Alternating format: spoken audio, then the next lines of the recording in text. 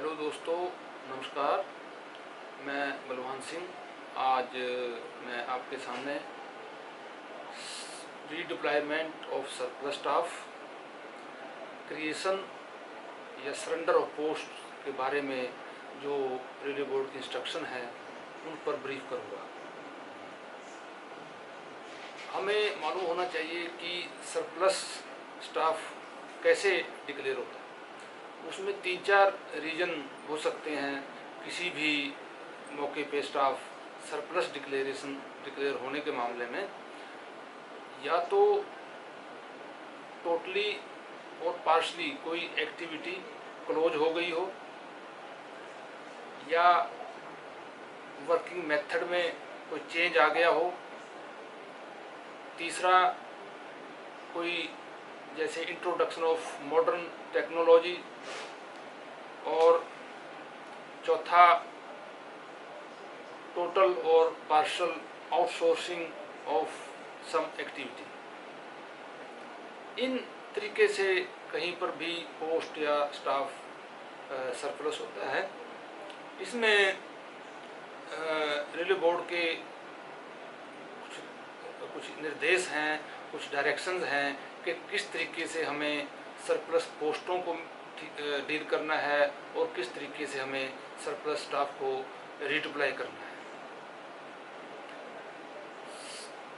Redeploy करने के लिए सबसे पहले हमारे पास एक एक्शन प्लान होना चाहिए।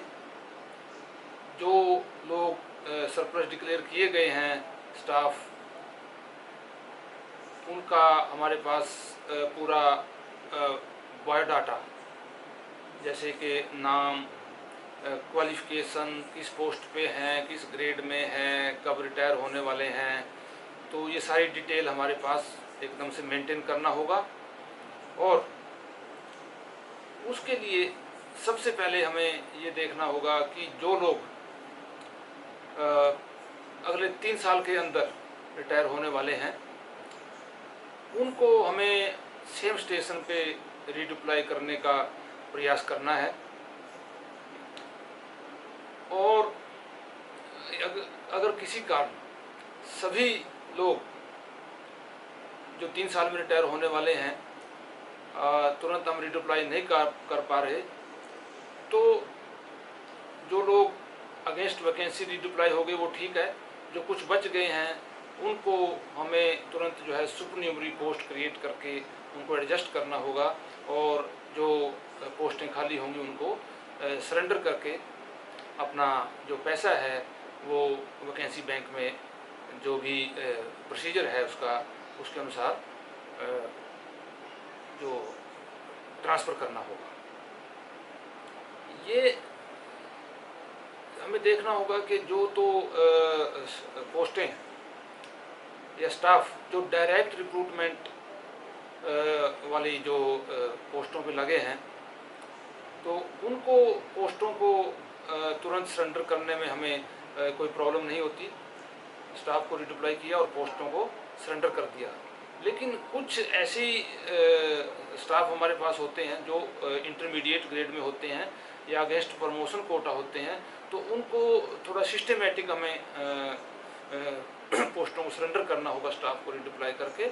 और ये ध्यान रखना है कि किसी भी केस में जो higher grade vacancy intermediate grade में है, प्रमोशन कोटा की वैकेंसी जो है, उनको हमें सरेंडर नहीं करना है, क्योंकि इन पोस्टों से हमारे स्टाफ के जो प्रमोशनल चांसेस हैं वो इफ़ेक्ट होते हैं। उसके बाद कई बार हमें रिडिप्लॉयमेंट करने के लिए कुछ ऐसी पोस्टों पे रिडिप्लॉय करना पड़ता है जो उसकी पहले किसी और पोस्ट पे काम कर रहा था, और उस सेम कैटेगरी में वैकेंसी हमें उसको रिडिप्लॉय करने के लिए नहीं मिल रही हैं, तो उनको किसी दूसरे पोस्ट पे या दूसरे डिपार्टमेंट में भी हमें रिडिप्लॉय करना है। तो उसके लिए रीट्रेनिंग का प्रोविज़न है। रीट्रेनिंग मतलब जिस फील्ड में हम उनको रिडिप्लॉय करने जा रहे हैं उस फील्ड से रिलेटेड उनको सरप्लस जो एम्प्लॉइज़ हमारे हुए हैं उनको ट्रेनिंग दिला करके तब उनको रिडिप्लॉय करना है, ताकि वो वहाँ के काम को अपने भली भांति तरीके से कर सकें। इसमें रेलवे बोर्ड के ये विशेष इंस्ट्रक्शन है कि यदि किसी भी यूनिट में जब हमारा कुछ पोस्टें सरप्लस डिक्लेयर होती हैं, कुछ उससे के ऊपर जो स्टाफ वर्किंग में है उनको रिडिप्लाई करना होता है, तो उसमें इंस्ट्रक्शन ये है कि जो सीनियर लोग हैं जो रिप्लाईमेंट के नीचे विद इन पोस्ट में नहीं आ रहे, तो उनसे सभी स्टाफ से एक बार ऑप्शन लेना चाहिए कि ये इतनी पोस्टें यहाँ से सरेंडर होंगी, इतना स्टाफ जो है सरप्लस होगा जिसको रिप्लाई होने करना है। इसलिए जो भी लोग इस यूनिट से कहीं दूसरी जगह पे रिप्लाई होना चाहते हैं तो वो सभी अपना ऑप्शन दे सकते हैं। इसका मकसद ये है कि मान लो अभी कुछ पोस्टें सरेंडर हुई हैं, कुछ कम स्टाफ सरप्लस हुआ है, तो बाद में हो सकता है पूरे की पूरी वो एक्टिविटी सरप्लस हो जाए, तो सारा स्टाफ जो वहाँ पे सरप्लस हो जाएगा उसको रिप्लाई करना पड़ेगा। तो वो इसलिए है कि जो सीनियर आदमी है अगर शुरू में ऑप्शन दे देगा और पहले उसको रिप्लाई करेंगे तो जूनियर आदमी बाद में रिप्लाई होगा, उनका सीनियोरिटी का कोई डिस्प्यूट नहीं रहेगा, क्योंकि सीनियर आदमी पहले जाके जहाँ रिप्लाई होगा वो उस टाइम की सीनियोरिटी लेगा, जूनियर आदमी बाद में जाएगा तो वो नेचुरली जैसे पहले जूनियर था वहाँ भी जूनियर पोजीशन पे ज्वाइन करेगा।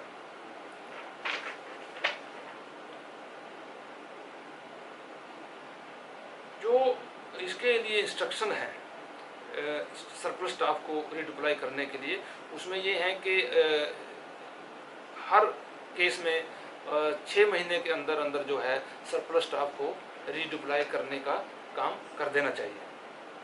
जो सरप्लस स्टाफ को सीनियोरिटी का जो प्रोविज़न है वो जहाँ भी नई यूनिट में, नई पोस्ट पे या नए डिपार्टमेंट में जाएंगे वहाँ पे सरप्लस स्टाफ को सीनियोरिटी जो है सबसे नीचे असाइन होगी।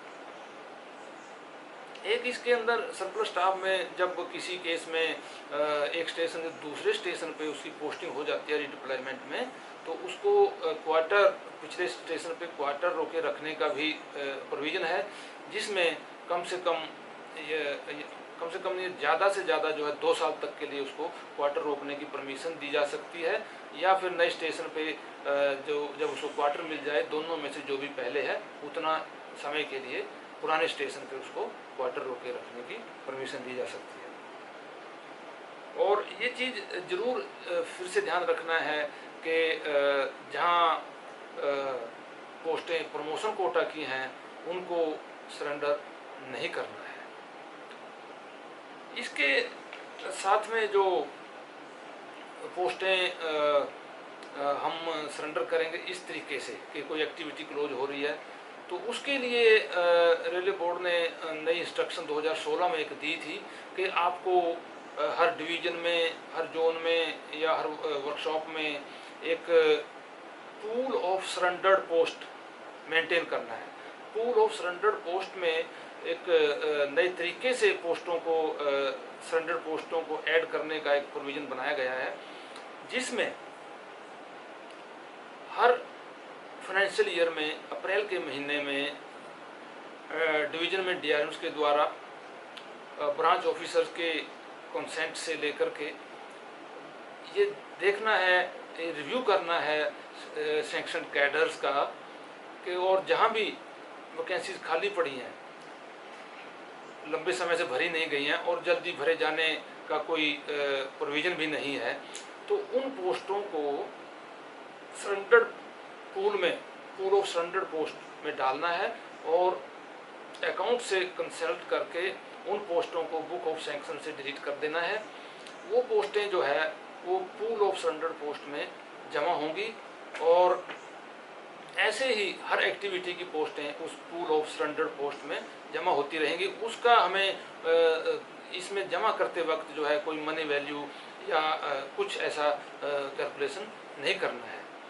तो जितनी भी एक्टिविटी में पोस्टें जो है सरेंडर करने का प्रोविज़न निकाला जाएगा इस रिव्यू के दौरान, तो वो सभी पोस्टें जो है उस पूल के अंदर एंट्री हो जाएंगी। पोस्ट का नाम क्या है, उसका ग्रेड लेवल क्या है, वो सारी उस तरीके से उसमें जमा होंगी और इन पोस्टों को बुक ऑफ सैंक्शन निकालने के बाद जब भी नई पोस्टें क्रिएट करने की ज़रूरत पड़ेगी तो जो उस पूल ऑफ सरेंडर्ड पोस्ट में से डिवीज़न में जो डीआरएम हैं वो सेफ्टी कैटेगरीज़ के लिए भी और अदर दैन सेफ्टी कैटेगरीज़ के लिए भी, वो चाहे एग्जिस्टिंग असेट्स हों या न्यू एसेट्स हों, दोनों के लिए 1-to-1 बेसिस पे नई पोस्टें क्रिएट कर सकते हैं। ये ध्यान रखना है कि डीआरएम के पास जो पोस्ट क्रिएट करने की अथॉरिटी दी गई है रेलवे बोर्ड के द्वारा, वो सिर्फ पूल ऑफ सरेंडर्ड पोस्ट में से 1-to-1 बेसिस पे है। अगर वैकेंसी बैंक से या हेडक्वार्टर वैकेंसी बैंक से पोस्ट क्रिएट करने का कोई प्रोविज़न है या कोई प्रपोजल है, तो उसके लिए डीआरएम के पास पोस्ट सैंक्शन करने की अथॉरिटी नहीं है। इस चीज़ का ध्यान रखना है। कुछ पोस्टें, ये तो हो गया कि रिव्यू के द्वारा जो पोस्टें सरप्लस डिक्लेयर करके पूल ऑफ सरेंडर्ड पोस्ट में डाली गई हैं। कुछ पोस्टें जो है वर्क स्टडी की रिपोर्ट में भी सरेंडर की जाती हैं। वर्क स्टडी की रिपोर्ट क्या है कि वो यार्ड स्टिक्स के अनुसार वर्कआउट करती है कि किसी भी यूनिट्स में वो देखती है कि यार्ड स्टिक के अनुसार इसका जो सैंक्शन कैडर है वो इतना होना चाहिए, लेकिन ये उस रिक्वायरमेंट से ज़्यादा है, तो उन पोस्टों को सरेंडर करने की सिफारिश करती है। तो ऐसी पोस्टों का जब भी हम सरेंडर करेंगे, उनका पैसा जो है पोस्ट सरेंडर मेमो इशू करने के बाद वो बुक ऑफ सैंक्शन से कैडर से डिलीट हो जाएंगी, और जो उनका पैसा है वो प्रिस्क्राइब्ड जो रेशो है कि 15% जो उसका मनी वैल्यू है वो रेलवे बोर्ड को जाएगा, 35% जो मनी वैल्यू है वो हेडक्वार्टर वैकेंसी बैंक को जाएगी, और 50% जो मनी वैल्यू है वो डिवीज़न के वैकेंसी बैंक में रहेगी। ये पोस्टें जो वर्क स्टडी के द्वारा सरेंडर करने के लिए रिकमेंड होंगी, वो पूल ऑफ सरेंडर्ड पोस्ट में नहीं आएंगी, इनका अलग से सरेंडर करने का काम करना होगा। अभी एक इंस्ट्रक्शन जो है 2 जुलाई 20 को ही रेलवे बोर्ड के द्वारा जारी की गई हैं, जिसके अंदर बोर्ड ने कहा है कि सेफ्टी कैटेगरीज के अलावा बाकी किसी भी कैटेगरी में जो क्रिएशन पोस्ट का काम है वो टोटली फ्रीज कर देना है टिल फर्दर ऑर्डर्स। जो पिछले 2 सालों में हमने पोस्टें क्रिएट की हैं और यदि उस पर रिक्रूटमेंट नहीं की गई है या वो पोस्टें भरी नहीं गई हैं, तो उनको रिव्यू करना है for the purpose of surrender of vacant posts. तीसरा, अदर दैन सेफ्टी कैटेगरीज में जो भी हमारे पास वैकेंसी आज की तारीख में अवेलेबल हैं, उनका कम से कम 50% वैकेंसीज को सरेंडर करने का काम करना है। तो इस तरीके से हमें सरप्लस स्टाफ का रीडिप्लॉयमेंट, सरेंडर ऑफ पोस्ट या क्रिएशन ऑफ पोस्ट के मामले को डील करना है। उम्मीद है कि ये जानकारी हमारे सभी साथियों के लिए उपयोगी होगी। धन्यवाद। Thank you.